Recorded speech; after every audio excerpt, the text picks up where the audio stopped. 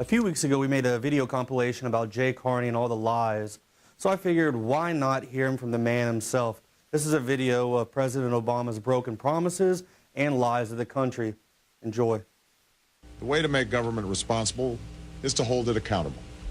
And the way to make government accountable is make it transparent so that the American people can know exactly what decisions are being made, how they're being made, and whether their interests are being well served. This is the most transparent administration in history. And we don't like federal agents poking around in our libraries in the red states. We'll close Guantanamo. I am less interested in passing out blame than I am in learning from and correcting these mistakes to make us safer. For ultimately, the buck stops with me. $30,000 for every man, woman, and child. That's irresponsible. It's unpatriotic. The last thing we should do is raise taxes on the middle class. You will not see your taxes increase one single dime.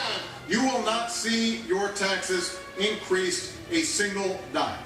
I repeat, not one single dime. I believe in the Second Amendment. I believe in people's lawful right to bear arms. And so I respect the right of lawful gun owners to protect their families. I respect that. That means no more illegal wiretapping of American citizens. No more national security letters to spy on citizens who are not suspected of a crime. And as for those programs we do need, I'll make them work better and I'll make them cost less. We'll save billions by cutting waste and improving management and strengthening oversight. And I will finally end the abuse of no-bid contracts once and for all. I'm in this race to tell the lobbyists in Washington that their days of setting the agenda are over. That's why today I'm pledging to cut the deficit we inherited by half by the end of my first term in office. Guantanamo, that's easy. Close down Guantanamo. No more tracking citizens who do nothing more than protest a misguided war. Do you promise not to use presidential signage to get your way? Yes. This is part of the whole theory of George Bush, that he can make laws as he's going along. I disagree with that. I taught the Constitution for 10 years. I believe in the Constitution, and I will obey the Constitution of the United States. We're not going to use signing statements as a way of doing an end run around Congress. Wherever and whenever I can take steps without legislation to expand opportunity for more American families, that's what I'm going to do.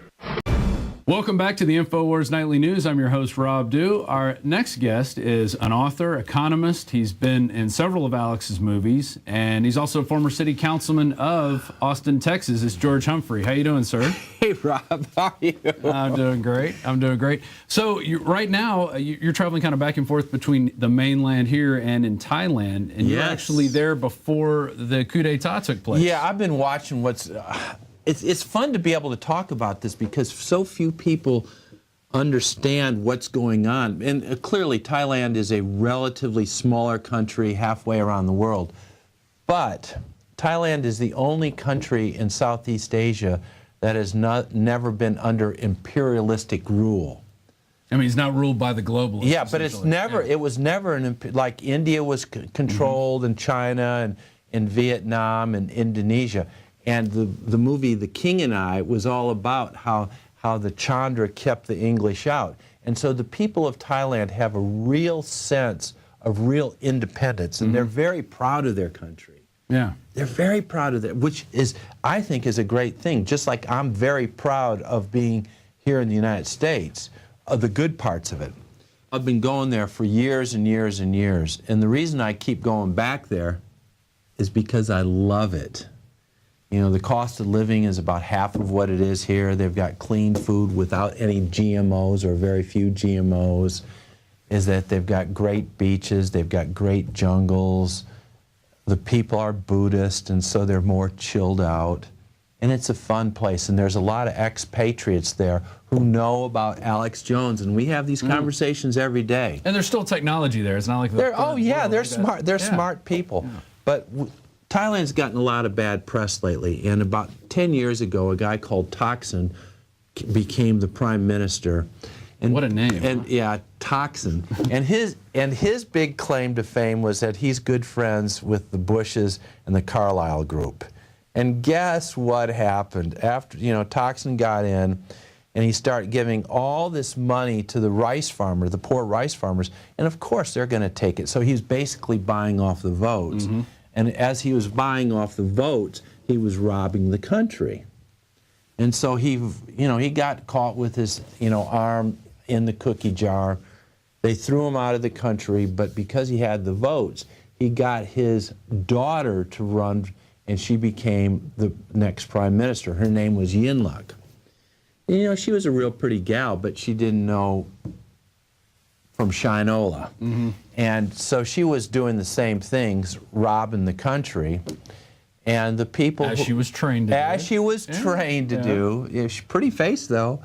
And anyway, so the king, who was a very good guy, he's not perfect, but the king, who is he's a good guy.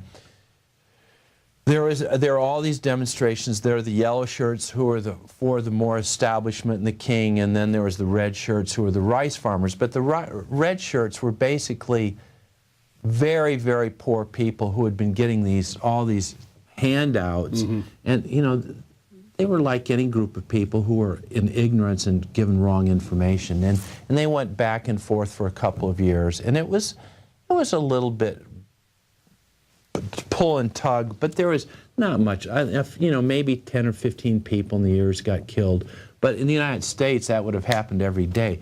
The people of Thailand are great people, and so finally the king ordered a coup d'etat, so the army took over, got the old government out, they're settling everything down, and everything is just fine in Thailand right now. The biggest thing in Thailand right now is the devil in the deep blue sea. You've got China to the north, who is the big golden dragon, wanting to come down and take over Southeast Asia, and then you've got Uncle Sam in the United States, who wants to keep Thailand as supporters. And it's a tough choice for the people of Thailand. And most of the people of Thailand want to stay independent. Establish their own destiny. Yes. Essentially, and not be told what to do from what you've had since the 50s in Vietnam. You had the French going in there, and then we took over from them, and it's just been a continuous cycle. Plus, all the other countries that are there, Cambodia, even parts of Hong Kong was colonized. All those areas. Where I live in Thailand is not that far from a place called Dien Bien Phu, which was the biggest battle of Southeast Asia between the French and Ho Chi Minh.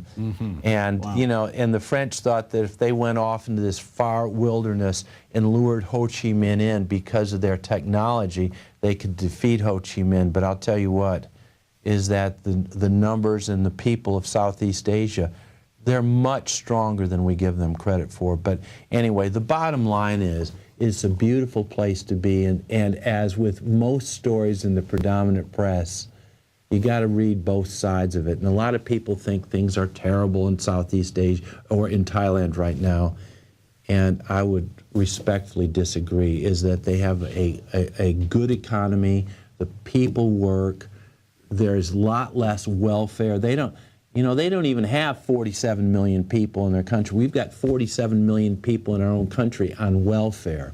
The people in Thailand work. They have respect for their king, and who is a good king. They have respect for what some people call democracy. Even though I don't believe in democracy, I believe in a constitutional republic. But again, the main point is that we have to, whenever we hear these stories, we need to listen to both sides. Just like in the Ukraine, we need to listen to the Russian side, and we need to listen to the Ukrainian side and the Western European side. And as you said earlier on, the truth is somewhere right in between. Each side's got elements of the truth in it. Exactly. And by looking at it, when you don't have a dog in the fight, it's easier to look at it more objectively than other people would. I mean, you live there. But you're not necessarily involved in the government either. No. Way. So you're looking at it you love the country. As they say, Pom Chop Thai Mak Mak Mak. And it says, I love Thailand very much. Yeah. And so, but we as Americans, we are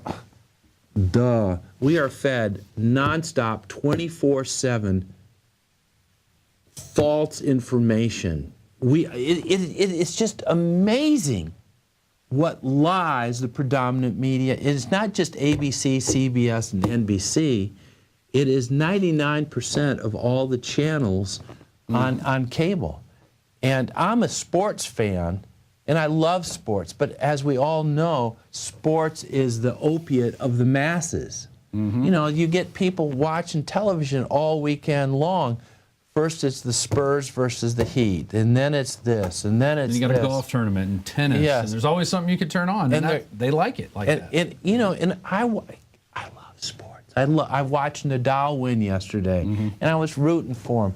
But I realize that they're getting us, and when you watch TV, your energy level goes down. It goes down, down, down. It's so much better to be outside, working in your garden. Playing sports. Playing sports. Getting out there and shooting some hoops, going swimming, taking a walk, you know, playing golf, doing whatever, and getting some fresh air. And folks, you know, if you're watching this show, 99% of you are already hip about all this stuff. Yeah. But we can always get hipper, and there's more and more and more information. But as I've talked with Alex just recently, the important thing is each one of us are an important part of this puzzle, of this matrix.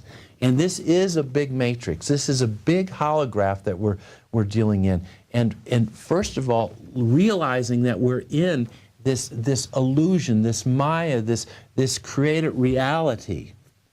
And that is a real shocker. That when you become aware of that, that's the choice between the blue pill is holding on to the old paradigm. Just believing and it's easy to do. It's so easy to believe. And they'll make what it they fun. want. They make it fun to do that too. Yeah. Like, oh yeah, you keep turning into sports, keep watching the news. Hey, that friends. Starbucks is really tasty. Yeah, exactly. Hey, and you know what? My new SUV, I've got all the gizmos, and I went to the X Games this week. Right. And you know, and I've got and all this stuff. And it's not that we say you don't enjoy this world, because I really believe in enjoying this life. And, you know, life, love, and joy. So enjoy the life, but realize is that our they're not my slave master, but the slave masters, the Illuminati, the plutocracy, the cabal, whatever you want to call this group of people or families that control the economic, political, cultural, and ecclesiastic institutions, is that they're not on our side. No. Is that they like the illusion. It's all about power. Yeah. Friends, why do you think there are so many vampire movies? Why do you think there are so many vampire movies? Because it's the perfect analogy. The blood is the life force and the chi. And these rascals, for them, it's all about power. And, you know, what we're talking about is relatively a small handful of people, less than 300, and in the inner circle, it's probably less than 15, that make the decisions about which economy is going to prosper, which economy is going to get hit on, who's going to war, who's going to war, who's going to get the oil, what they're going to say, all of this stuff. And friends, as you know, Rob, and as Alex knows, this thing is so much bigger. It's so much wilder than anybody has any idea about. And that movie, The Hunger Games, is so cool. And if you've seen it, they put all these kids in this thing, and they put them under a dome, and they create all these situations.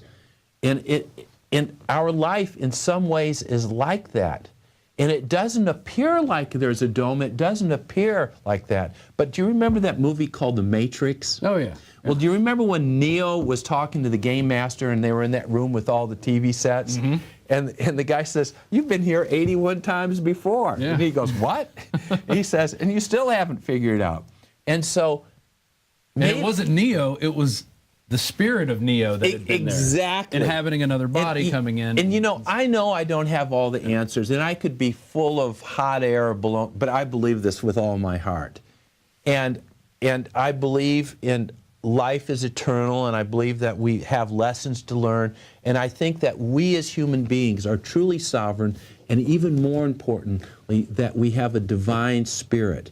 and that our mission, if we choose to accept it, is to become aware of who we really are, of our connection with our family.